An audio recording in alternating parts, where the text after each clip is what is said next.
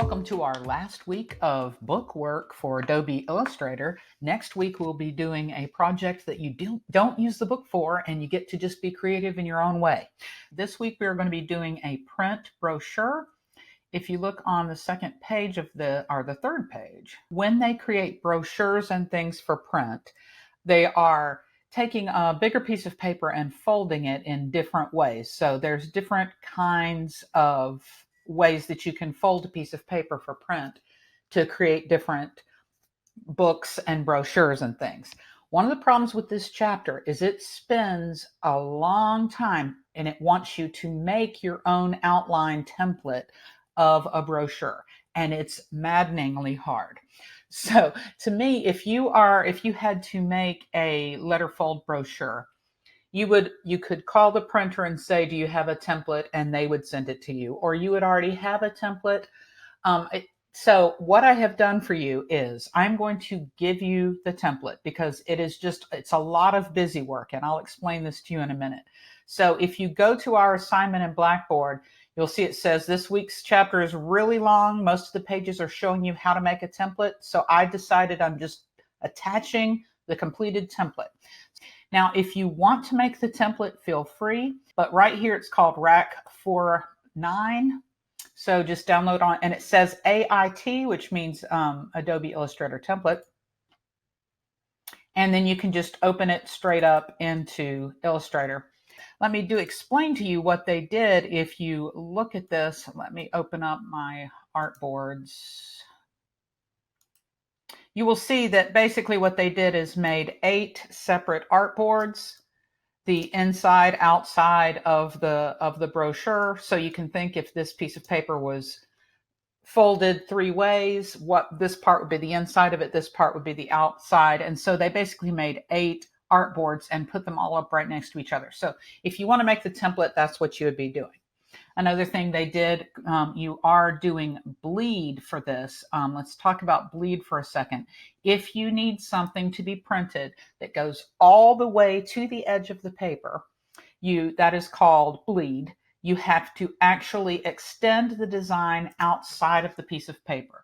So this right here is where the paper ends. The blue line right here is the bleed. So anything that needs to go to the edge of the paper actually needs to go a little bit outside of the paper. And when you're printing, a printer would tell you what bleed they like to work with. Some would do 1/4 of an inch, some would only do 1/8 of an inch. So that's what the bleed line is. So make sure that you go all the way out to the bleed line. So if you go back to the book, now that you have this template, and I would kind of look at it, basically you're going to start putting your images into the template. So we need to make a new layer and call it graphics. Let me do that really quick.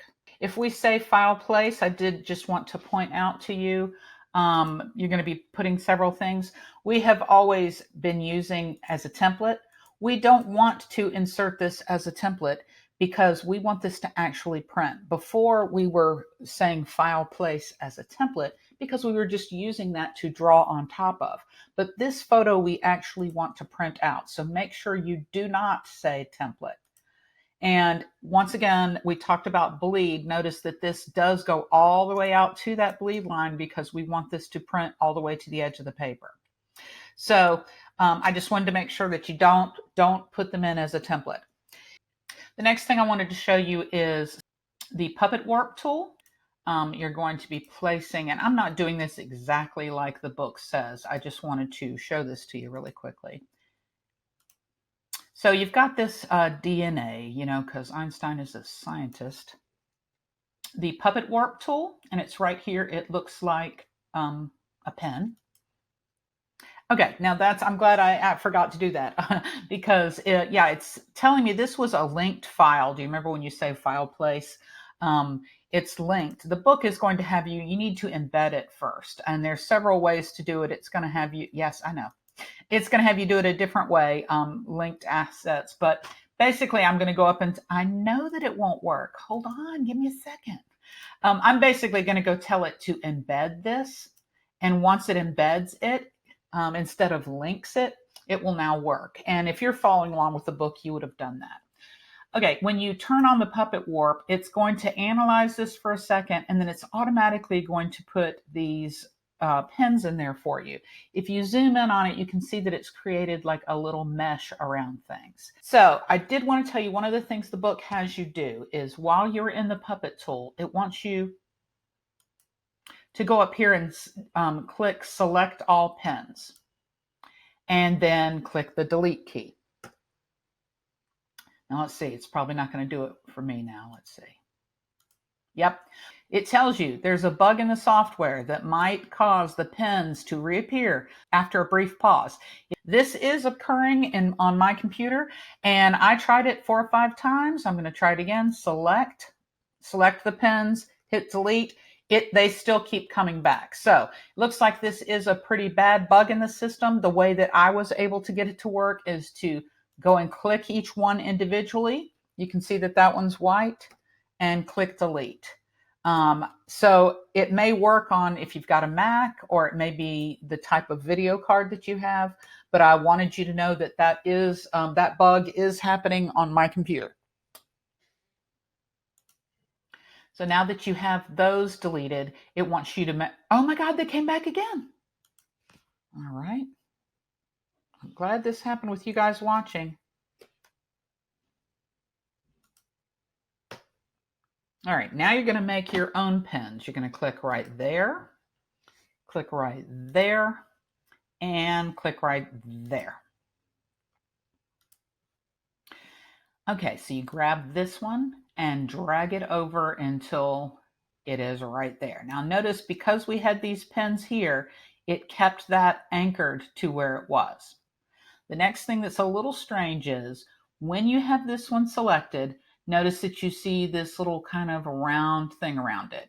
You're going to put your mouse up here and go counterclockwise. Now, I know a lot of you are used to digital clocks, but counterclockwise would be move your mouse to the left. And you move it until there you go. And it kind of warps it. At this point, then you're going to grab the bottom one, shift, and grab that one, and move these two over until they hit the side. There we go. And that's pretty simple. The Puppet Warp is really cool. So you could go back and all these things that we've made, you could put a Puppet Warp on them and completely change them. Like the lemon from last week, you could Puppet Warp it and move it all around. So that's the Puppet Warp. Now I forgot to explain something about these images that we're placing. This is for print, and I wanted to, so this Einstein picture is something that we got from outside. When you click on it, I want you to notice up here that it says that it is CMYK. This is being printed, so that means it's in the CMYK color source, and we need to keep it in CMYK, so that's correct. And it says 300 PPI. 300 PPI stands for pixels per inch, or you will hear it dots per inch DPI. So print has to have 300 DPI in order for it to print correctly. Anything that is taken off the web is normally 72 DPI, so it is not going to print correctly. But I wanted you to notice that if I were to take this and make it bigger than it is right now, it is now no longer 300 PPI. In fact, let me look at it in the links folder. Where's links? If we look at it in the links folder, because I made it bigger, I made it 3,000 pixels, it changed how many pixels per inch. So if I hit undo, Control Z, you'll see it went back to its original size, and it is 300 DPI. We'll be talking about that more when we get into Photoshop, because Photoshop will be dealing with photos like this. But I wanted to go ahead and point that out to you now, because that's really important if you're going to be a graphic designer or even understand graphic design, that it has to be at least 300 to print correctly. The last thing I want to show you before you get to work is the idea of text that you can flow into separate text boxes. Okay, so if you grab the text tool and then go File, Place, and let's go find our student files. there are actually some Word documents, Microsoft Word. So if we go to, we're going to show the stuff that goes on the inside and stuff that goes on the outside. Now, I'm not doing this exactly the way the book showed you. I just want to help you understand what this is. You do need to click Show Import Options when you're doing this for the book, because it wants you to make sure that you've uncheck Remove Text Formatting. Because we're going to, you can change that once you do it. So go ahead and hit OK. And if it doesn't find the font, that's okay, because we're going to change the font later anyway. Okay, so if I were to just, you can see that it's kind of put all of that Word document in the copy paste buffer. So if I click and drag this, and like I said, the book tells you exactly how big to make it. I'm just kind of guessing. When I kind of look at it, it's when you zoom into it, you see that it's got this little plus thing down there. And it might even tell me, yeah, it's okay. So what it's telling me is that there's extra stuff that did not make it in this text box. I didn't make this text box big enough to be able to see everything, all of the font. You can tell that Studio Tours, it just kind of ends. Where's the rest of the sentence? It's letting me know there's more. So let me kind of zoom out, alternate scroll my mouse. And if you click, well, I zoomed out too far. If you click on that little plus or minus sign, it's going to load the rest. Do you see that there's something attached to my mouse now? It's going to load the rest of it in there so that you can give it another text box.